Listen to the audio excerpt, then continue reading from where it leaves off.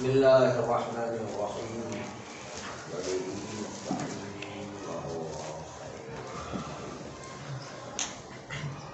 اگر کوئی شخص اس کی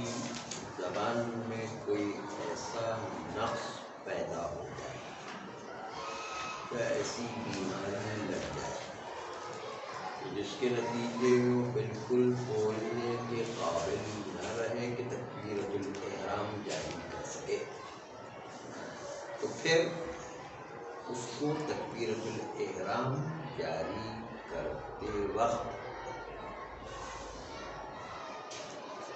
اشارے سے تکبیرۃ الاحرام جاری کرنا ہے، یعنی انگلی کے اشارے سے کہے کہ تکبیرۃ الاحرام پڑھ رہا ہے، یا یوں کر کے اشارہ کرے کہ میں تکبیرۃ الاحرام کہہ رہا ہوں۔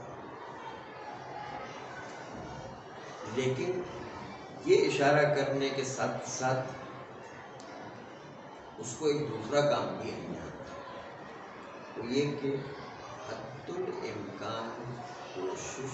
کرے کہ اس کی زبان اور ہونٹ بھی اس طرح بن جائے کہ جو تکبیرۃ الاحرام کے ساتھ مناسبت رکھتے ہیں، اس طرح حرکت دے اس طرح تکبیرۃ الاحرام میں حرکت دیا کرتا تھا، اگرچہ کہ اس سے کوئی آواز نہیں نکل رہی لیکن ظاہری شکل ایسی بنائے۔ ایک تو اشارہ ہاتھ سے کرے گا، انگلی کا اشارہ کرے گا، یا یوں انگلی سے اشارہ کرے یا یوں تکبیرۃ الاحرام سے اشارہ کرے، اور دوسرا ہونٹوں اور زبان دونوں کو ایسی مناسبت حرکت دے گا جو تکبیرۃ الاحرام کے ساتھ مناسب ہے۔ یہ اگر کوئی نئی بیماری کسی کی زبان پر آ گئی ہے تو، لیکن اگر کوئی شروع سے ہی گونگا ہے اس پر تو لازمی ہے کہ وہ حتماً اپنے ہونٹوں اور زبان کو اسی طریقے سے بنائے گا، اسی طرح حرکت دے گا جس طریقے سے جو ہے تکبیرۃ الاحرام کے ساتھ مناسبت رکھتا ہے۔ بس دو کام کرنا، ایک تو اشارہ کرنا ہاتھ اور انگلی سے، دوسرا اپنے ہونٹوں اور زبان کو اذان تکبیرۃ الاحرام کی مناسبت کے ساتھ حرکت دینا ہے۔ یہ تو ہو گیا پہلا۔ اس سے پہلے کی بات تو ہم پڑھ چکے تھے کہ اگر ناقص ادا ہوتا تو ناقص بھی ادا کرنے کی کوشش کرنے کی بات میں بالکل ہی نہیں بول سکتا، اس کے لیے وہ کچھ بھی نہیں ادا کر سکتا، اس کے لیے اشارہ اور زبان و ہونٹوں کو اس طرح حرکت کی۔ باقی رہا کہ انسان جب تکبیرۃ الاحرام کہے اس سے پہلے رجاء مطلوبیت کی نیت سے، یہ رجاء مطلوبیت کا لفظ بتا رہا ہے کہ آقا سیستانی کے نزدیک یہ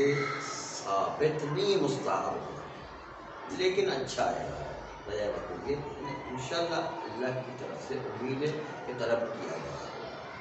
رجاء نہ امید مطلوبیت طلب کیا گیا، امید ہے کہ اللہ کی طرف سے طلب کیا گیا۔ رجاء مطلوبیت کی نیت سے تکبیرۃ الاحرام سے پہلے یہ دعا پڑھو،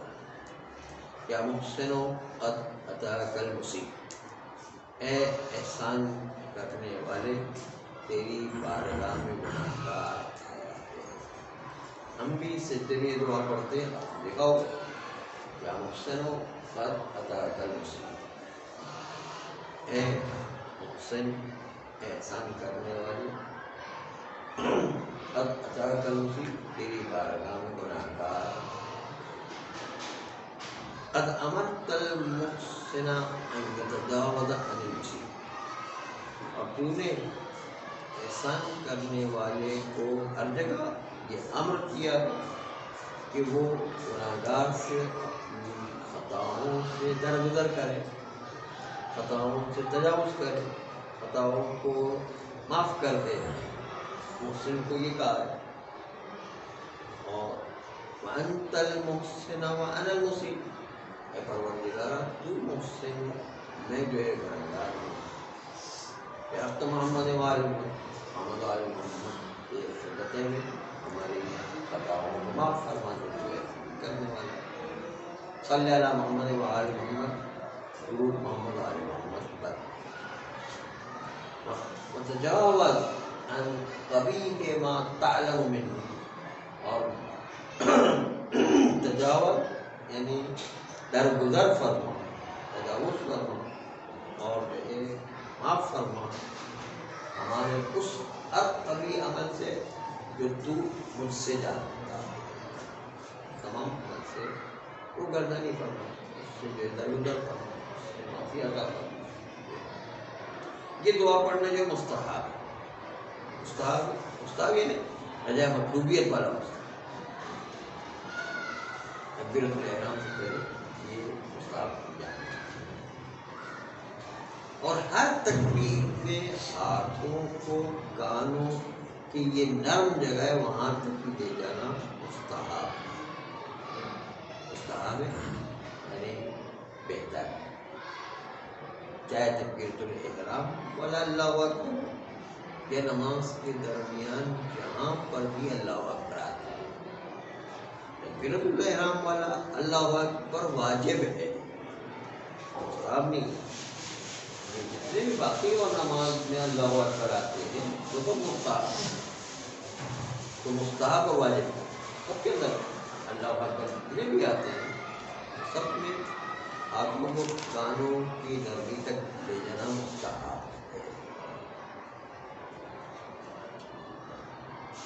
اس کے بعد اگر کوئی تکبیرۃ الاحرام کہنے میں وجود میں آنے میں شک کرنے لگ جائے اور وہ ابھی تکبیرۃ الاحرام پر بسم اللہ الرحمن الرحیم تک نہیں پہنچا، بلکہ جو ہے تکبیرۃ الاحرام کہنے کے بعد شک کرتے ہیں میں نے تکبیرۃ الاحرام کہی بھی ہے یا نہیں کہی۔ جب وجود کا شک ہو جائے، آپ کو پہلے بھی کئی دفعہ گزر چکا ہے کہ وجود کے شک میں اس چیز کو دوبارہ انجام دینا، اور جو صحت کا شک ہو تو وہ انجام دینے کی ضرورت نہیں ہے۔ اگر جو ہے یہی تکبیرۃ الاحرام کہنے کے بعد اٹک گیا اور جو ہے ابھی آگے نہیں پڑھا، بسم اللہ الرحمن الرحیم نہیں کہی، اور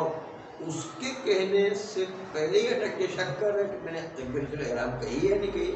تو تکبیرۃ الاحرام کے وجود میں آنے میں شک ہو رہا ہے۔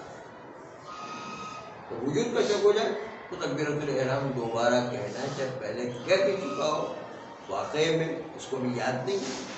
تو پھر بھی دوبارہ انجام دے۔ شک کی صورت میں اپنے محل سے آگے نہیں بڑھا ہے، یعنی بسم اللہ کے محل میں نہیں گیا ہے،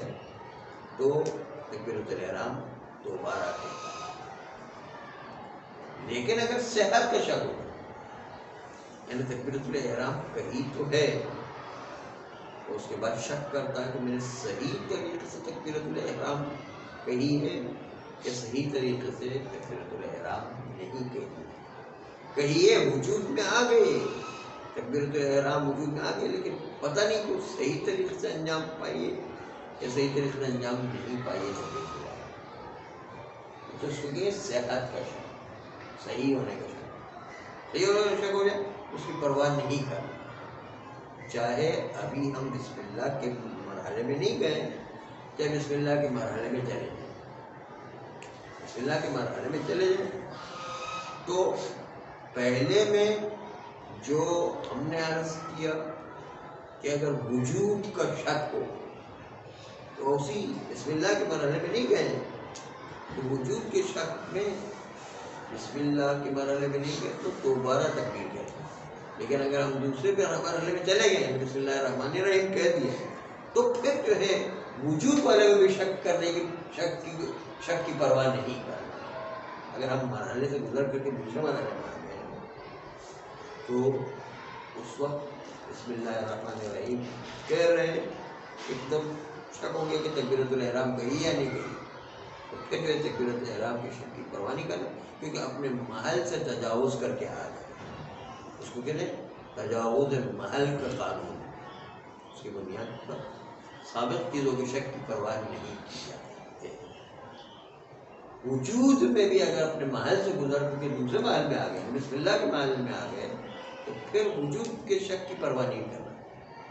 لیکن اگر بسم اللہ کے محل میں نہیں آئے تکبیرۃ الاحرام کرنے کے بعد وہیں پر کھڑے ہوئے شک کر رہے ہیں کہ پتہ نہیں تکبیرۃ الاحرام صحیح ہے کہ تو اس صورت میں شک کی پرواہ کریں گے جب وجود کے شک ہو دوبارہ تکبیرۃ الاحرام. لیکن اگر صحت کا شک ہو تو چاہے وہیں پر کھڑے جب بسم اللہ کے مرحلے میں آ گئے، دونوں صورتوں میں صحت کے شک کی پرواہ نہیں کریں. نہ وہاں پر کھڑے کہ جہاں پر بسم اللہ کہنے کے بعد ہم نے شک کرنا شروع کر دیا کہ آیا میں نے بسم اللہ صحیح نہیں، تکبیرۃ الاحرام صحیح کہی ہے یا تکبیرۃ الاحرام صحیح نہیں کہی ہے، چاہے وہیں پر کھڑے ہیں، اس کے باوجود جو ہے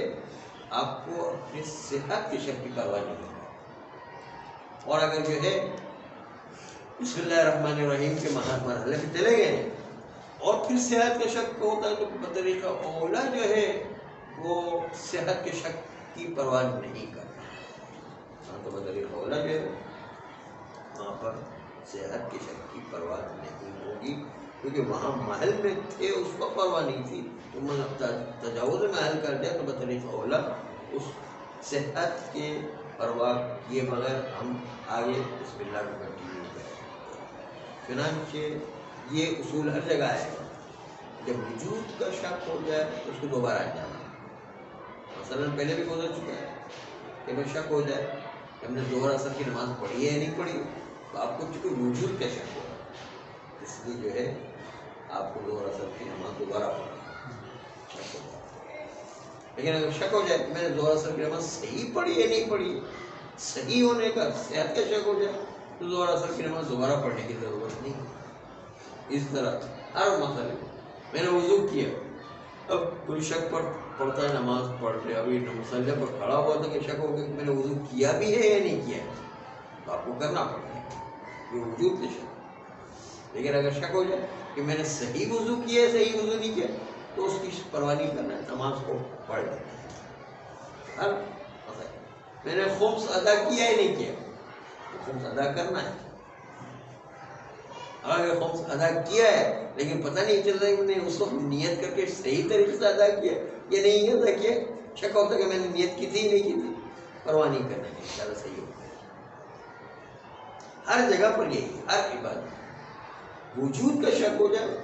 تو اس کی پرواہ کرنا ہے، صحت کا شک ہو جائے تو اس کی پرواہ نہیں کرنا. اس شک کو معافی قرار دے گی، اس شک کے اندر ہے گنجائش موجود ہے. پروردگار عالم نے ہمیں ایک لطف و کرم سے نوازا ہے اور اس میں معافی دی ہے. صلی اللہ علیہ وسلم.